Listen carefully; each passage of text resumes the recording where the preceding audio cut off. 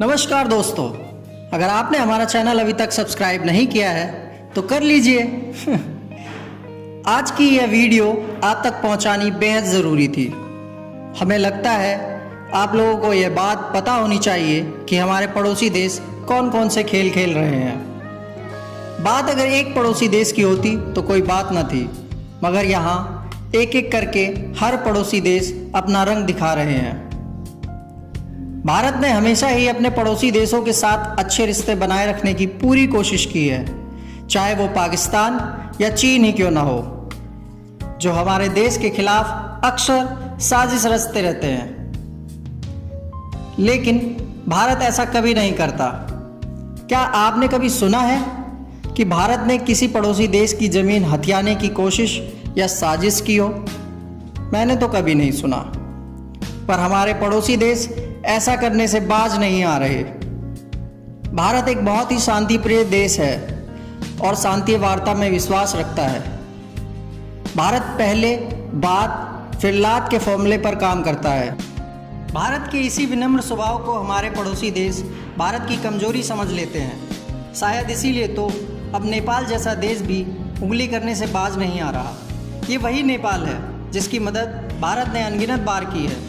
भारतीय राजदूतावास नेपाल के मुताबिक लगभग 6 मिलियन नेपाली भाई भारत में अपना गुजर बसर करते हैं, या यूँ कहें भारत उनको रहने खाने कमाने का साधन मुहैया करवाता है। भारत की खुद की जनसंख्या इतनी ज़्यादा होने के बाद भी वो पड़ोसी देश से आए लोगों की मदद करने के लिए तत्पर रहता है।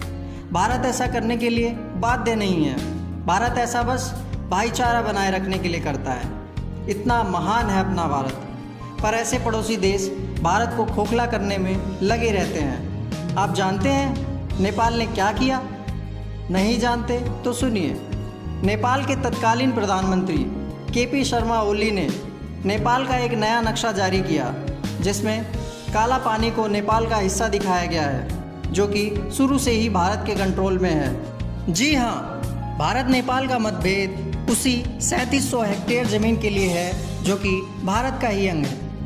ट्रीटी ऑफ सुगौली इन 1816 और ट्रीटी ऑफ महाकाली इन 1996 इस बात के साक्षी हैं। भारत के तीर्थयात्री कैलाश मानसरोवर जाने के लिए इसी जगह से होकर जाते हैं।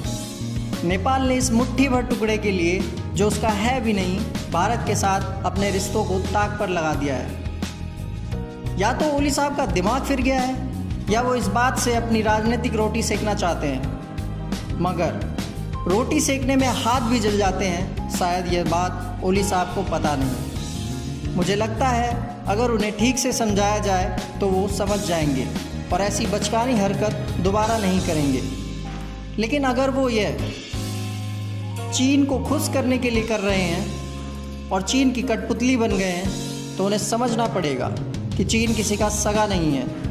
ओली साहब को समझाने के लिए हमारे पास एक बहुत ही अच्छा उदाहरण है, पाकिस्तान भी चीन की कठपुतली बना था, और देखो आज उसका क्या हाल है। भूखों मरने की नौबत आ गई है। उनकी अर्थव्यवस्था गर्त में चली गई है। अगर ओली साहब अब भी आपको समझ नहीं आया तो भगवान ही आपका मालिक है। पड़ोसियों में लड़ाई हो जाना स्वाभाविक है। किसी न किसी बात पर असहमति रिश्ते बिगाड़ ही देती है। पर एक अच्छा पड़ोसी होने के नाते हम चाहते हैं कि बात करके इस मतभेद को सुलझाया जाए।